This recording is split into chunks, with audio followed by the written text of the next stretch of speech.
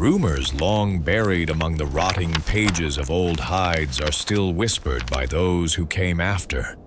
That, at the moment steel machines began to swallow the fields, certain powerful hands quietly poured barrels of gold to erase 15 ancient vegetable species, not because they were poisonous, but because their silent strength was enough to make the entire modern agricultural empire tremble as if before some ancient curse.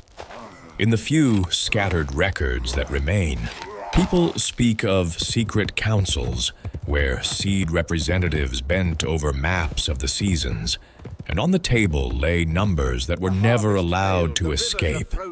Lobbying costs, bribes cleverly hidden in the price of plowing machines, and above all, the terror that the vegetables of the ancestors, resilient, brimming with life, unyielding to drought or disease, would expose a truth they never wished to admit: that the technology of this age has never surpassed the pristine power of the earth.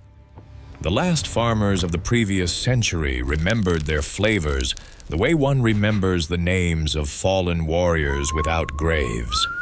And when we turn back each dusty fragment of history, we will find something chilling. What is forbidden is often what most deserves to be sought again. If you have the patience to open this door, the journey goes deeper than you think. There are long nights in the memory of ancient monasteries when the wind drifting through cold stone corridors seemed to carry the whispers of things never fully written. The people of old recorded in trembling ink on animal hide that there was a time when certain vegetables vanished from the fields, not because of natural disasters or war, but because of decisions that slipped quietly through the dark. Yet strangely, no manuscript dared to state it outright.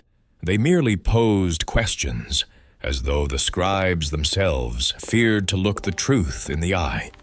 Why were the strongest, healthiest crops replaced so hastily by more fragile varieties? In a rotting wooden chest found beneath the floor of an old farmstead, a seasonal ledger was uncovered, its lines struck through in haste beside a cryptic note. These are no longer suited to the new age. But what age fears a plant more enduring than the harshness of the soil itself? And who was it that decided such a thing? The answer has been buried deep, yet the clues still stir beneath the dust. If you dare to turn the remaining pages, you will see the shadow of a story no one wishes to tell in full. Yet every trace is guiding you one step further. Amid winters that stretched on as if trying to crush the very breath out of humanity, medieval villagers still whispered about a strange phenomenon on the fields. They said that there were vegetables that seemed ordinary, yet carried within them a power that made physicians bow and lords issue orders to harvest them in silence. And yet, the strangest thing was not that power itself, but this. The records about them often ended abruptly, as though the writer's hand had been forced to stop before every secret was exposed. And it is precisely that gap that makes later generations suspicious. Why were the most important lines in the history of food and agriculture left blank? Who erased them, and what did they hope to hide from those who came after? In a tattered manuscript found at the window of Saint-Brannock Monastery, 2 final lines were seen clawed away. But before they vanished, they revealed something chilling enough. If they know this plant exists, the balance will shift. What balance? Whose power? And why would a single vegetable be enough to shake an entire order? And when modern scholars examined each layer of dust-covered memory, they discovered a seasonal map marked with symbols that absolutely did not belong to agriculture, but rather resembled the insignia of an organization intent on controlling knowledge more than controlling land. And that alone makes one wonder, have we overlooked something right beneath our feet? Something our ancestors treated as a treasure while our age pretends never existed? If you can sense that strange void, leave a small note below. Sometimes it is the reader's own questions that open the door history once deliberately closed. In the damp, cold stone granaries of a mist-shrouded century, farmers believed that only poisonous plants were hunted by those in power.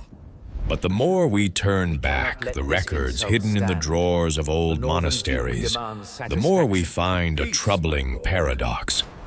The plants erased from the fields were not those that harmed the people, but those that threatened the profits of the men seated behind scales of gold and silver. Their very richness in nutrients, their endurance in poor soil, and their ability to survive on their own, the qualities our ancestors regarded as gifts of the earth, became the reasons they were removed from the future that corporations were trying to construct. And here lies the twist that sends a chill through many scholars. The very vegetables our ancestors relied on to withstand brutal winters are the ones modern markets fear because they are too beneficial for the people. The less dependent one becomes on industrial seeds, growth stimulants, or chemical fertilizers, the more power slips from the hands of those accustomed to controlling the seasons with contracts and invoices. Thus, people once believed that the bans came from fear of danger, but the only danger in truth was the immense freedom these plants carried. And when we look at the void they left behind, we are forced to ask, has the future been rewritten solely to bury what belonged to an ancient strength? They did not disappear because they were weak. On the contrary, it was because they were too resilient, too full of vitality, too difficult to force into the rules that the new age tried to press onto the soil. When we read the fragments of animal hide that survived in monastic libraries, we find notes as sharp as blades, cutting through the dark. This species exists without needing us. And in that very moment, their fate was sealed. In the murky meetings of the seed merchants, people did not speak in metaphors. They spoke in numbers, in yields, in conditions that ancient nature would never bow to. Those vegetables were too strong, too independent, too opposed to a model where harvests are bound to contracts and farmers are bound to the seed bags they must repurchase every year. The decayed pages of history tell us that our ancestors saw them as allies in times of turmoil, little disease, little death, always standing firm even when storms lashed the wasteland. But the modern age wants something else: controllability, uniformity, the obedience of plants that grow on command. And that is why we must pause for a moment and listen to the question echoing from old centuries. If the strongest plants were the first to be discarded, then what exactly is being grown on our soil now? There are stories that appear in no official chronicle, yet linger stubbornly like hot embers beneath ancient layers of earth. The elders of old villages once said that there were plants that not only fed humanity, but also upheld the order of a world long lost. They grew despite blizzards, endured mineral-poor soil, as if carrying the bloodline of gods who once walked across the wastelands at the dawn of creation. And then, one day, they vanished from the terraced fields, not because of plague, not because of failed harvests, but because of decisions no one dared to leave on paper. In the stone wine cellar of Dremore Monastery, people found a wooden slab etched with dim symbols, seemingly meaningless until aligned with a modern agricultural map. Strangely, the symbols matched precisely the regions where ancient vegetables once thrived most. And at the edge of the slab was a line, carved hurriedly, as if someone was stopped mid-stroke.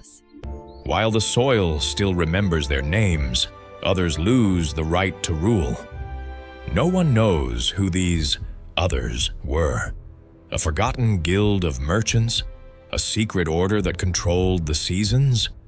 Or merely the invisible fear of those who understood that ancient knowledge was too powerful to be left in the hands of common folk?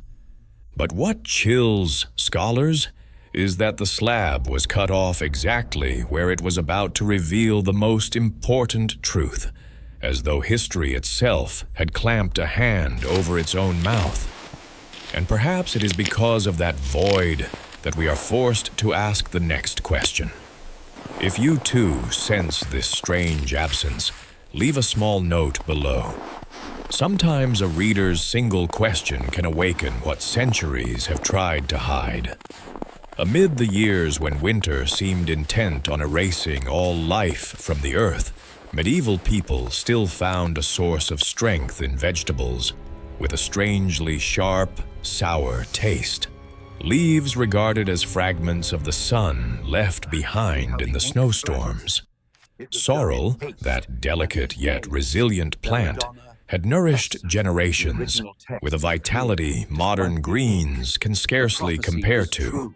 Yet when the wheels of commerce began grinding across the fields, that vivid flavor was suddenly replaced by varieties that could endure long storage in cold warehouses but lacked all life, like wooden-eyed dolls. What troubled chroniclers was not its disappearance, but the manner of it. Ancient documents clearly recorded sorrel's ability to survive winter, its natural resistance to wilting, its capacity to repel pests without a single grain of chemical aid, a true treasure of the soil. And because of that, it became a threat to those who sought to turn the harvest into a profit equation. A plant that does not need them cannot be allowed to exist in the future they are shaping. But the more frightening truth lies elsewhere. When comparing ancient nutritional records with modern charts, we see a loss that cannot be hidden. Flavor, nutrients, and even the very resilience of the soil have all been traded away for the convenience of refrigerated trucks. And it is here that the greatest question finally takes shape. If convenience has replaced vitality, how many harvests still truly belong to us?